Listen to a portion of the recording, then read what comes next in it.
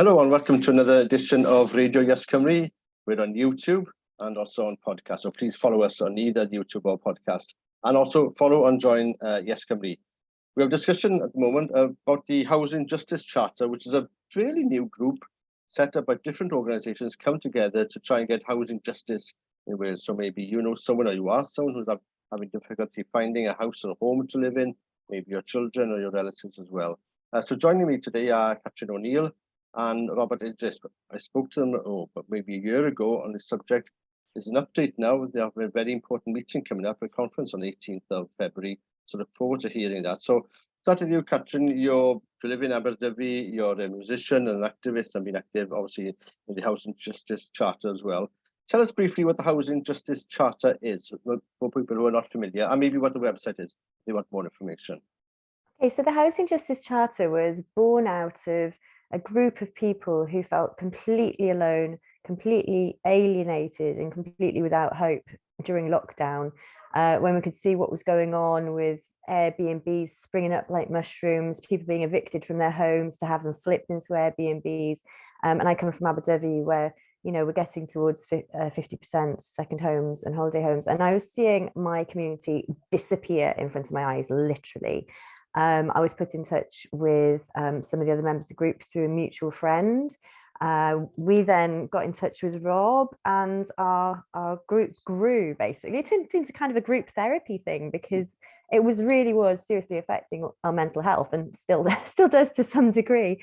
And we decided that we wanted to try and do something about it. So we'd seen that there were other charters, like Cymdeithas yr Iaith had Celtic Housing Charter, and they've got their Deddf Eiddo as well. There was great points on there, and Plaid had great points, and Hawley View Adra had great points.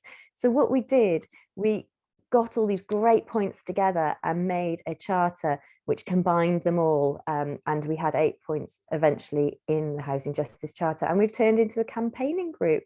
But what our role is, we seem to bring other people together. We've had lovely big roundtable meetings with up to 9 other organisations, and we're bringing people together to work together, which I think is really important, because in the beginning all these ideas seemed radical and sporadic, and now we've helped to form them into something cohesive, and now we're actually working directly with the Welsh Government, and they really like what we've all been doing together in all our separate organisations. So they've funded now Siarter, Cyfiawnder, Cartrefi to run a conference, although we don't like the term conference because it makes it sound boring and stuffy and full of old men in suits. That's not what it's going to be at all. It's actually going to be creating a creative vision for housing in Wales, and it's going to be co-produced. We have a professional company coming in to do that, to do the facilitation. So it's not just us running around with post-it notes. It's actually going to be properly facilitated and produced. And we're looking for everybody from complete grassroots, people that are just heartbroken, to people from the government, people working in the housing sector, to councillors. We want to bring everyone together, because that seems to be the role of Siarter, is to bring people together, and with an air of positivity as well. There's no point coming in with pitchforks and things like that. We know why we're here. We don't want to look backwards. We want to look forwards in a positive way. And there's never been an event like this before. No. And as I say, like, the word conference really is the wrong word. It makes it sound more boring than it's going to be. It's an amazing opportunity for us to take our ideas from all walks of life to the Welsh Government and say, you're struggling to deal with this, well, let us help you, and hopefully move forward with them together. So Robert, you're also chair of Cymdeithas yr Iaith. You weren't last time we spoke, so chair of the Welsh Language Society, which has also had some radical policies on housing since the 1980s. And I remember the Lawson boom in the late 1980s and how that happened. Just if you could quickly tell listeners who the other members are of the charter, and what may be this conference in Machynlleth on the 18th of February. It's in the Plas, so it's a big place. There's only 100 spaces, so spaces going very quickly, I understand. It is for free. There is lunch there as well, which is nice. There is such a thing as a free lunch. But if you are going to put your name down, please turn up, otherwise if you're not, you're sort of denying someone else's seat, isn't it? Because it places are at a premium. So Rob, maybe if you could tell us who the other organisations are at the charter, maybe something, let's say half a dozen, 4 or 5 points you think you can take to the Minister, Julie James, who you've already met the Housing Minister in the Senedd, and things she could be implementing by the end of her tenure as Housing Minister in Wales. So yeah, let's start with that. Yes, as you pointed out, Siarter is almost an enabling organisation of volunteers, and we've been fortunate enough that we could get 9 other organisations around the table with Minister Julie James back in September, and she then agreed that this conference meeting in Machynlleth would be a great idea, and Siarter have actually done the arranging of it. 9 organisations are pretty much all grassroots, as well as Siarter itself, Cymdeithas yr Iaith, of course, Dyfodol i'r Iaith, Gorau Gymru, Acorn, Undod, Melin Drafod, Hawl I Fyw Adra, and Sail. So those are all grassroots. As Catrin says, other organisations which are perhaps more official and funded, such as Bevan Foundation and Shelter, we would like them involved, of course, and as well as housing professionals and so on.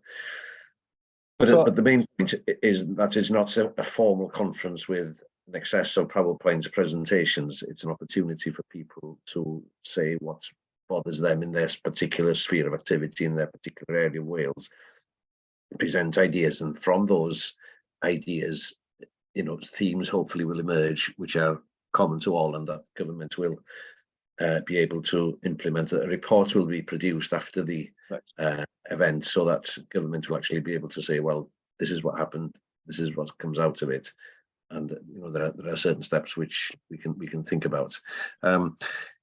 We would ask also that people who are not, if you like, specifically involved in any of those organisations, but have some issue about the housing, to please join us.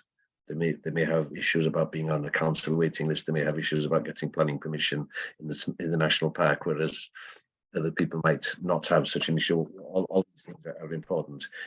As far as outcomes are concerned,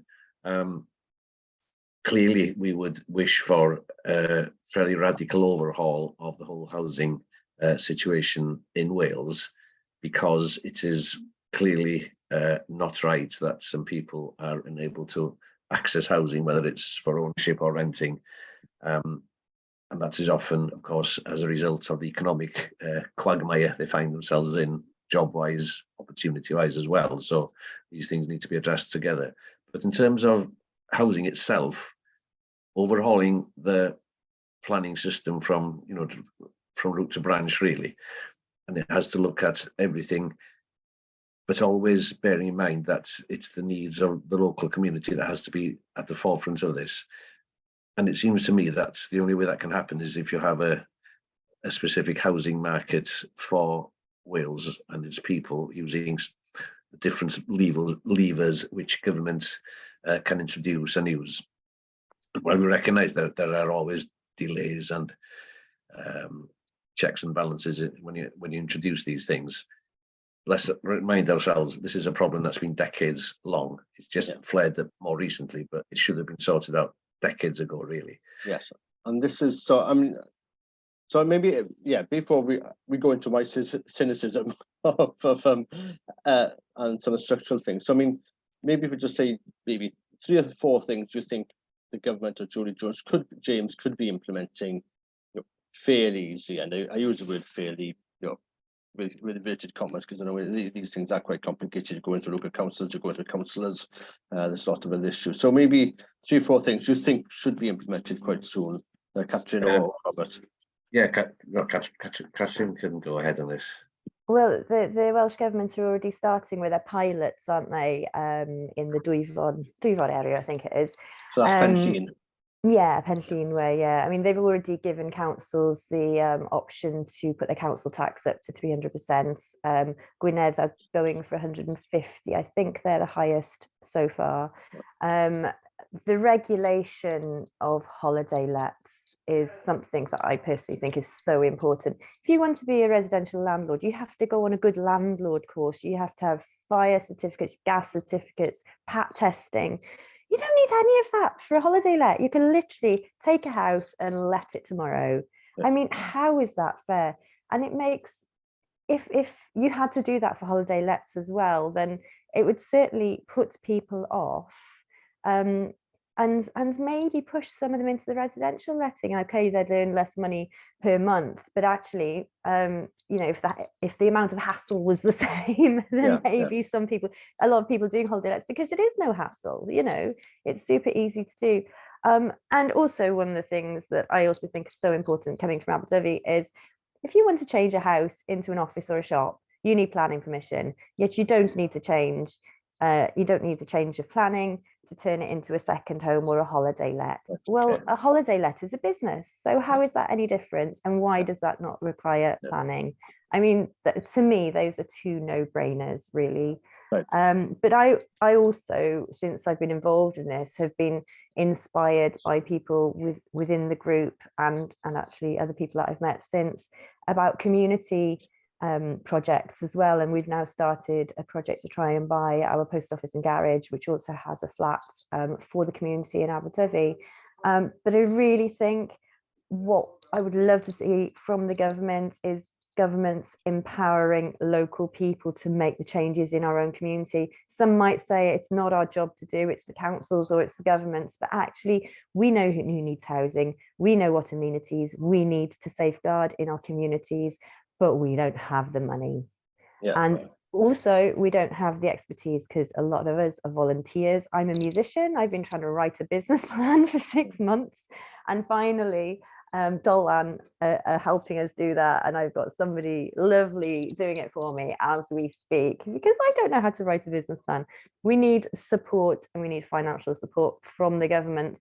Let us take some of the pressure off you. We know what we need, and those are all things that I would think would be, I'm not going to say easy, it's not my job to do it, but relatively achievable, I would think. Yeah, and I think that's the point. If people want to run a business, just, you know, so fine, but I mean, there are business can go up and down. So if you run a shop or you're running a business making widgets, then, you know, you have to work out that widget can go down in sales. And same as if you're owning properties, fine, but you know, the government doesn't have to make sure that your business is always viable.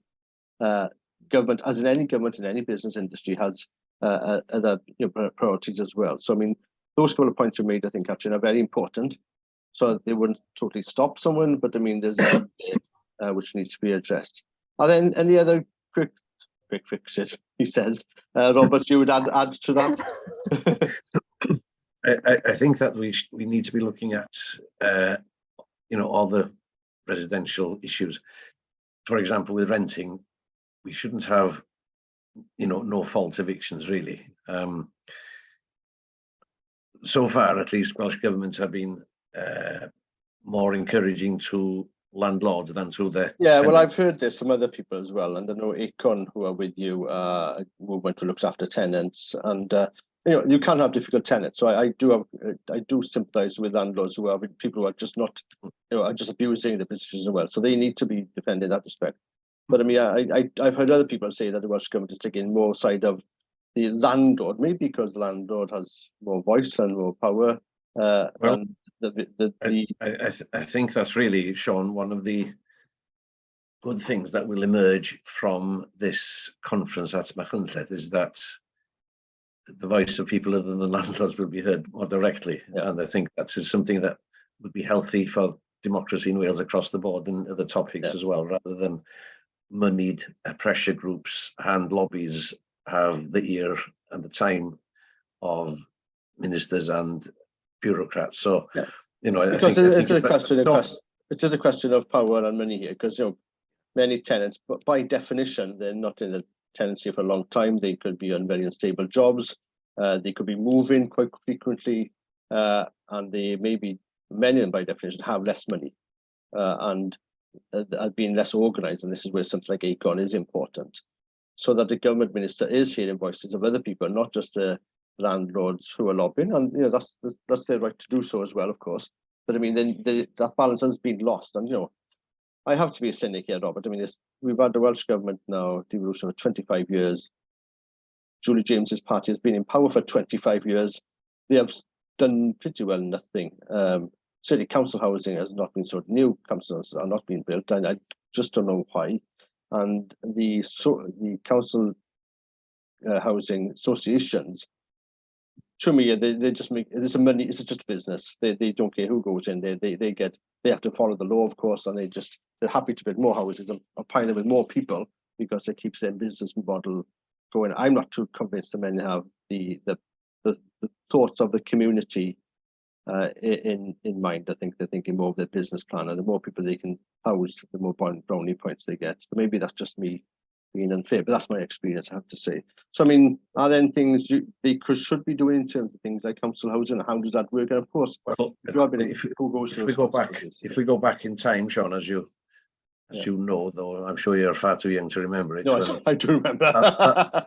Thatcher brought in the right to buy council houses, which was of course very popular, and yes, people get foot on the housing ladder. But the knock-on effect, of course, was that social housing was no longer being built, and also the government made it, if you like, almost much easier for councils if they transferred their assets to these housing associations, which have, since that started, increased in size and amalgamated and what have you, so that they have become corporations in themselves, if you like, rather than being accountable to the local electorate, which the local council would be. So I would agree with the point you made there.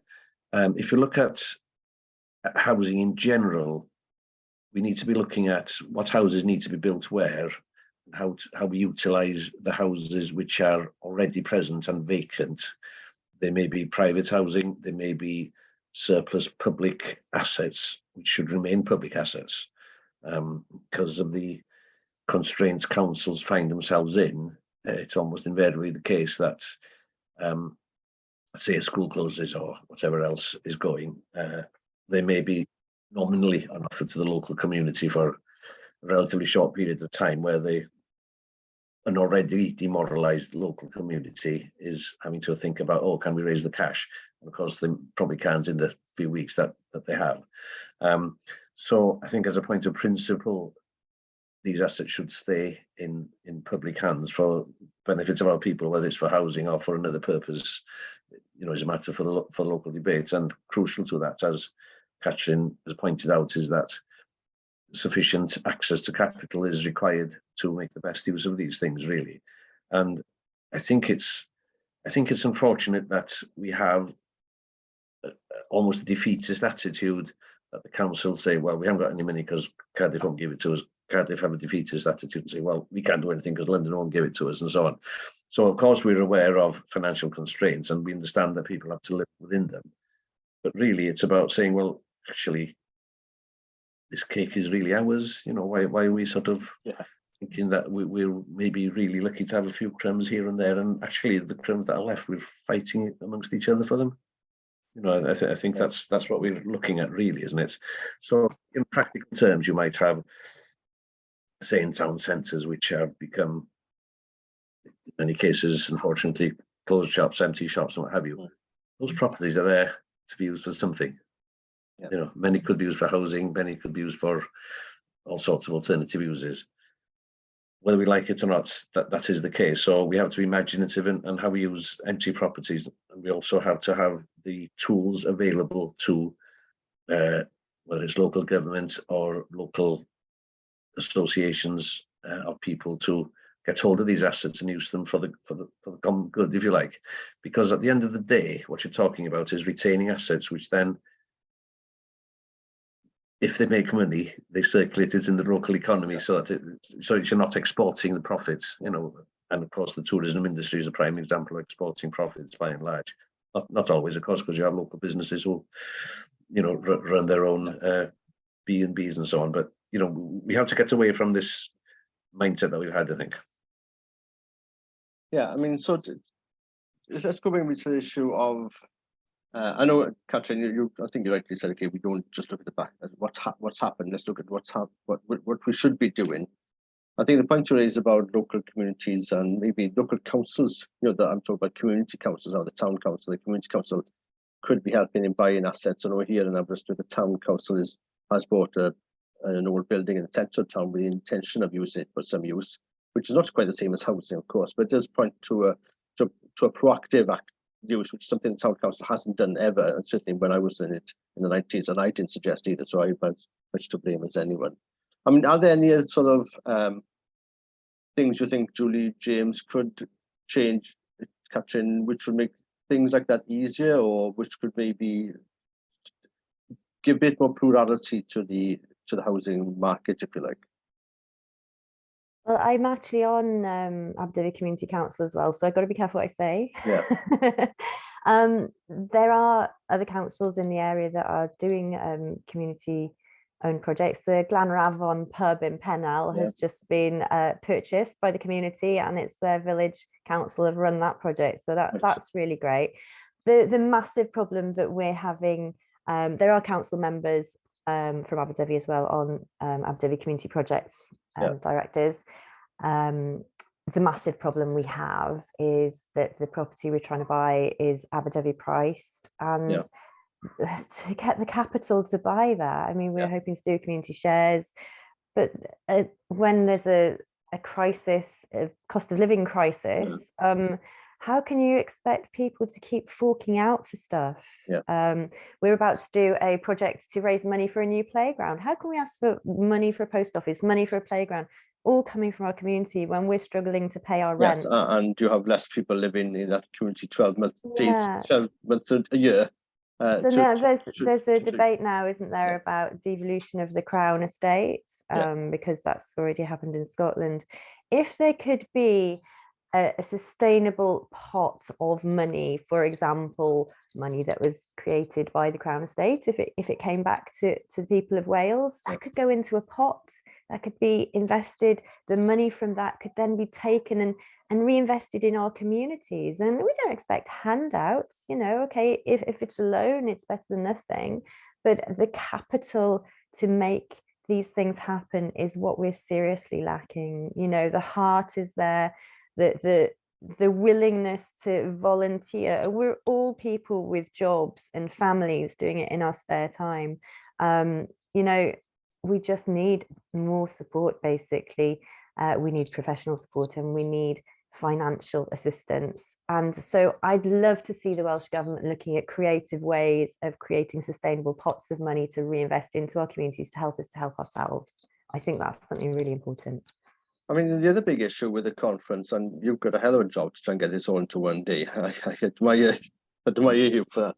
I mean, you have situations like Aberdyfi, which is a very picturesque village on the coast, about 20 miles north of Aberystwyth, where I live.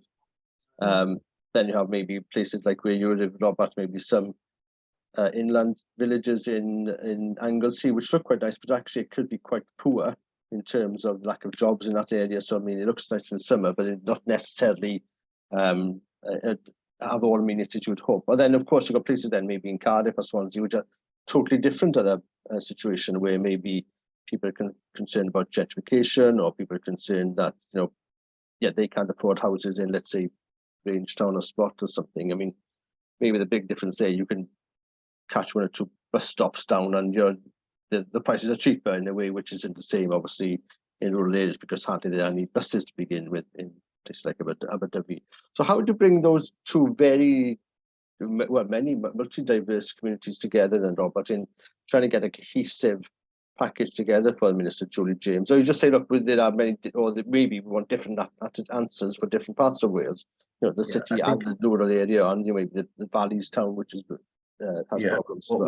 What we're seeing are different aspects of the same problem, really, which is access to decent housing wherever you are, whether it's rural in Powys, whether it's seaside resorts, whether it's in the valleys, whether it's in deprived areas in Cardiff. So at the end of the day, it comes down to access to the capital to control these things, I guess, doesn't it?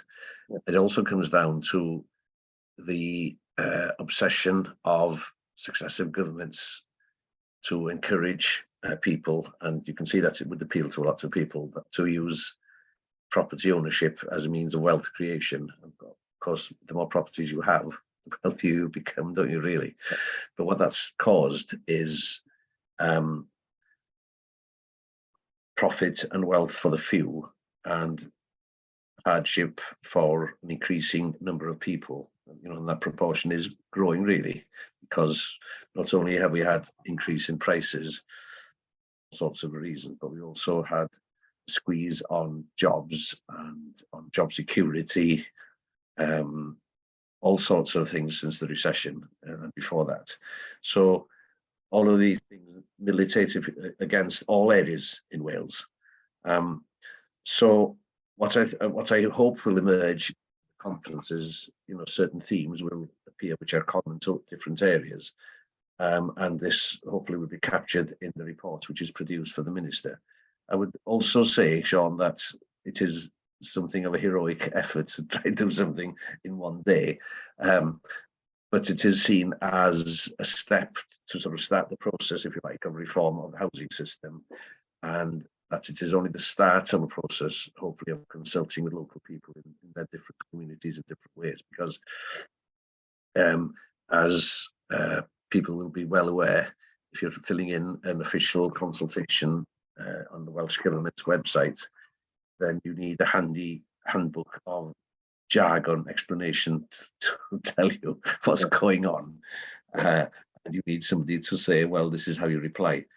There are many people who never bother to look at them. There are many, in fact, probably a lot of the people who are most affected never get to even be aware of the thing or reply to them. So the job of government and people like ourselves is to go out and ask people, not to tell them this is what we think necessarily is good for you, but for you to say, look, what are the problems in your area? What are the practical issues which you face? And housing will be pretty high on the top of many people's list. It will also include things like access to schools, public transport, etc., etc.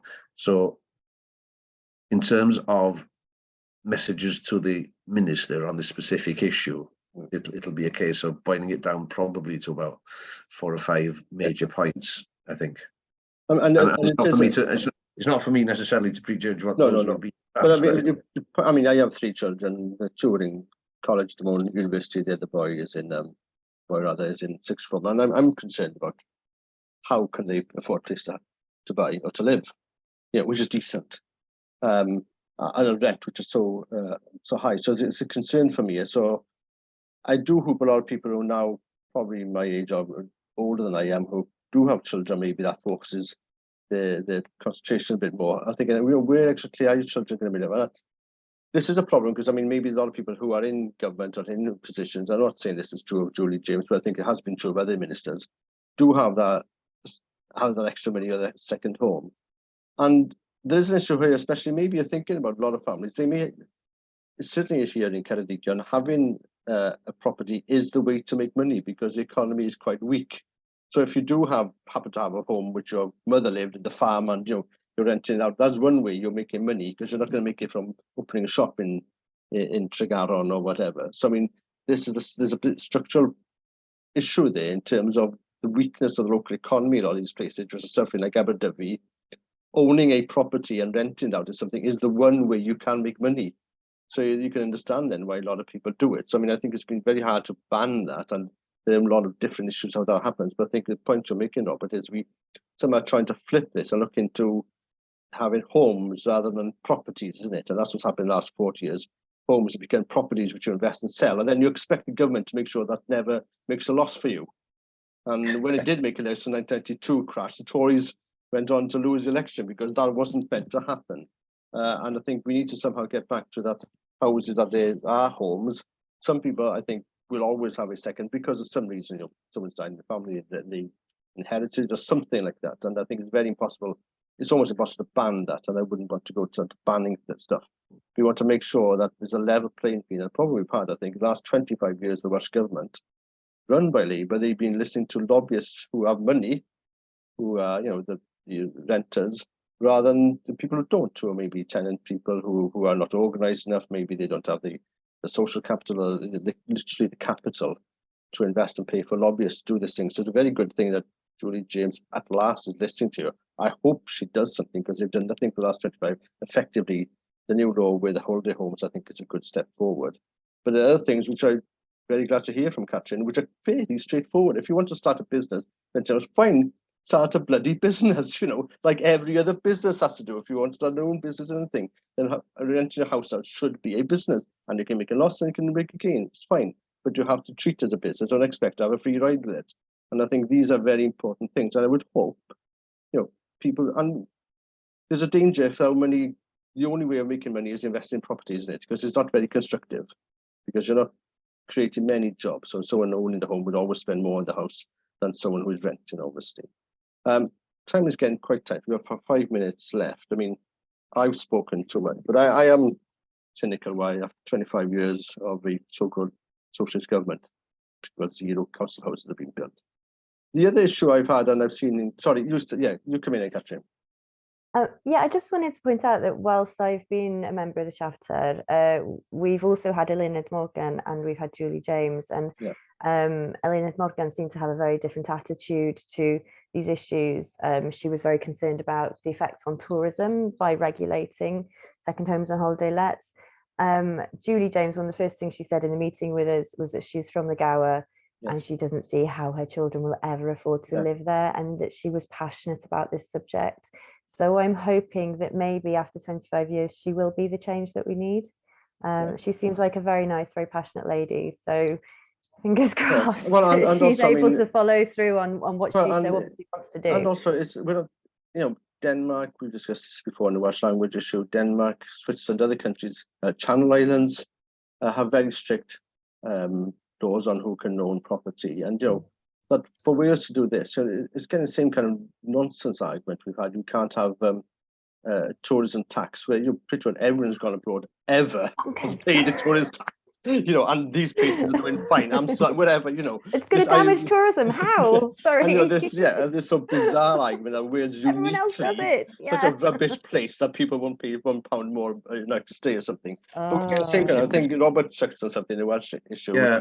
There's almost a deference that tourism has created a culture in Wales where we're almost paying people to come here because we think so little of our own country and our own culture. We are suffering from a deficit of confidence in Wales, cringe as well, and cringe, and we have we're investing in goodness knows how many caps that we could go like this. We're having a king and the prince imposed them as without anybody asking for it. So really, we need to really sort of grow a pair, as they say, don't we? Really, but in addition to that, we have to do more than protest. There's a place for protest, and it has to be allowed. But there's a place for pressure and lobbying from the grassroots, which is what we're trying to do. We're trying to encourage the unheard to be heard. Yes, we're trying to, as you have eloquently put it, Sean, try to understand. Well, actually, it's not just about us, my generation. We will have no communities if we have no young people. Mm-hmm. Well, there's an example in the paper a couple of weeks ago with a village where a lot of NIMBYs had opposed every new development, and in a different way, any new houses, and now the school's closed down, and they're complaining that there are no young people in the village, because literally no young people can afford to live there, and without a school, why would you move to that village to live in any case? So, I mean, there is an issue of balance here, and having a balanced community where you can live, and different people of different backgrounds and different social status as well, and money. We're coming to the end of the conversation. I'm glad, Catrin, you've made some, I think, quite clear points which I hope the minister can take on board and start implementing. I think your point, it is a business. Well, it is a business then. I think your point, Robert, that we look at this, it's not just properties. We're talking about housing and people's houses and homes, and that's the big change, which hasn't been turned on by the Welsh Government in 25 years of devolution. I don't know how. That we are looking less on things as properties to invest and to sell on, but ways of people to live, and then they raise their children, and they go to a local school, they go to a local rugby club and a football club. So these are kind of things we just really need to see. I'd be very interested to see what happens with the conference. I think it is to be commended that Julie James has taken a step and helped you to have this conference. Hopefully, it's more than just a show building and nothing else will happen with it. So just to remind us then, so Catrin, it's on the 18th of February at the Place in Machynlleth, so centre of Wales. Foods for them for free. There'll be some music maybe, but if you are registered, please turn up. Otherwise, you're basically bed blocking someone else having a seat. But there are please also, can you try and register before the 1st of February, because we need to give the caterers the numbers on the 1st of February. So what's the so website? Don't delay, book today. Yeah, and what's the website address, Catrin? It's siartercartrefi.org, but if you Google Siarter Cartrefi, we pop up. We've got Facebook groups, we've got and for people who maybe don't speak Welsh or not fluent, how is that in English? What should they Google in English? It's bilingual. It's the Housing Justice Charter. Housing Justice Charter, yeah, maybe Wales or something. Right. The event is going to be completely bilingual as well. It's going to be so much more than a conference. It's going to be workshopping. It's for people in suits and people in wellies. Yes. It's for everybody. There's free lunch. We're going to have a social in the evening with music. Just come. We're running short on spaces now, so if you want to come, just and we'll put a link in our details.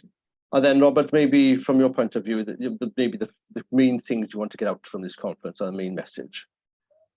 The main message is that there is a groundswell of opinion from the grassroots, which is crying out for the housing crisis to be solved as soon as possible. Yes. And that's across Wales, across different communities. Across Wales, it's across the board, across social categories even. And it is time that there is no point having a Welsh government and a Welsh Senedd if we're not going to answer these basic things. This is literally why we campaigned for the Senedd back in the 80s and 90s. That's right. And you, Sean, along with the Yes Cymru podcast, be very welcome to come along and record a few talks at the conference if you're able to do so. That's a good idea. I don't think I'll be about, but that's a very good idea. Maybe we can do something with that.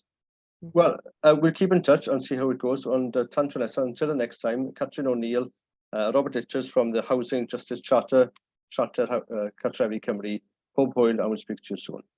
Diolch yn fawr. Hwyl.